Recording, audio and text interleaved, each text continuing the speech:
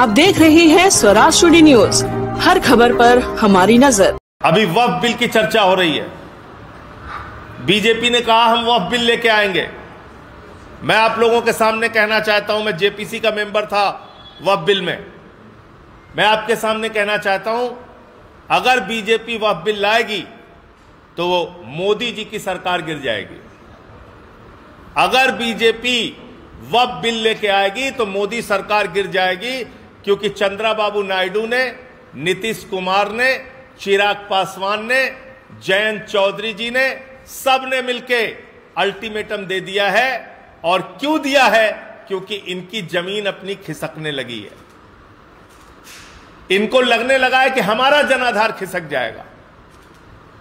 वो चाहे नायडू जी हो, चाहे नीतीश जी हो, चाहे चिराग जी हो, चाहे जयंत जी हो, इनको सबको लगने लगा है कि हमारा तो मामला गड़बड़ हो जाएगा। इसलिए ये वक्फ बिल अगर मोदी सरकार लेके आई तो मोदी की सरकार गिर जाएगी। उनसे ये सारे लोग समर्थन वापस लेंगे, ये मैं कहना चाहता हूं। और वक्फ बिल के जो प्रावधान हैं उसकी मोटी मोटी बात आपके सामने रखना चाहता हूं। बार बार सच्चर कमेटी का जिक्र होता है। कहा जाता है कि सच्चर कमेटी की रिपोर्ट में लिखा है कि अगर वक्फ की संपत्तियों का सही सदुपयोग हो तो 12,000 करोड़ की आमदनी हो सकती है। तो मैंने कहा इसमें ज्यादा मेहनत करने की जरूरत नहीं। एक नीरव मोदी को पकड़ के लाओ, 20,000 करोड़ वसूलो उससे, 12,000 करोड़ वक्फ को दे दो, 8,000 करोड़ रुपए अपने पास रखो। और आमदनी कैसे हो सकती है? वक्फ की जमीनों में मस्जिदें हैं, तो क्या ईसा की नमाज के लिए, जोहर की नमाज के लिए, मगरिब की नमाज के लिए टिकट लगाया जाएगा मस्जिदों में? वक्फ की जमीनों में कब्र है, तो कब्र में दफनाने के लिए क्या वहां टिकट लगाया जाएगा? इमाम बाड़े हैं, क्या वहां टिकट लगाए जाएंगे? कैसे आमदनी है, मुझे नहीं समझ में आ रहा है। दूसरी बात, जिस सच्चर कमेटी की रिपोर्ट का आप हवाला दे रहे हैं, उसी सच्चर कमेटी की रिपोर्ट में लिखा हुआ है कि लगभग 356 संपत्तियां इस देश के अंदर ऐसी हैं जहां पे सरकार ने कब्जा कर रखा है और उसको खाली कराई जानी चाहिए। तो हाफ ट्रूथ यानी कि अर्ध सत्य नहीं बोलना चाहिए, सुविधाजनक सत्य नहीं बोलना चाहिए, पूरा सच बोलना चाहिए। मैं जेपीसी में था, मैंने वो रिपोर्ट देखी है। फिर क्या लिखा हुआ है? खुद minority affairs ministry, inverted comma में बोल रहा हूं, माइनॉरिटी अफेयर्स मिनिस्ट्री ने हमारी कमेटी के सामने आके स्वीकार किया था कि सुप्रीम कोर्ट में मोदी जी की सरकार ने शपथ पत्र दिया है कि पूरे देश में जितनी भी वक्फ की संपत्तियां हैं उसमें से 99% संपत्तियां रजिस्टर्ड हैं, पंजीकृत हैं और ऑनलाइन हैं।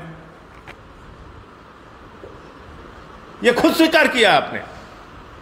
कहां स्वीकार किया? 2022 में सुप्रीम कोर्ट में। क्या लिखा है उसमें मोदी जी की सरकार ने? कि 99% संपत्तियों के सारे कागजात हैं हमारे पास, सारी संपत्तियां जायज हैं, सारी संपत्तियां पंजीकृत हैं और सारी संपत्तियां ऑनलाइन हैं। यह मैंने नहीं कहा, नरेंद्र मोदी जी की सरकार ने कहा। तो फिर क्यों झूठ बोलते हो कि वक्फ की संपत्तियों का हम उसको रेगुलेट करेंगे, उसको बहुत सही? अरे आप तो कह रहे हो कि 99% आप रेगुलेट कर चुके हो, आपके पास सारे कागज हैं, आप पंजीकृत कर चुके हो, आप ऑनलाइन कर चुके हो, आप उसका सर्वे कर चुके हो।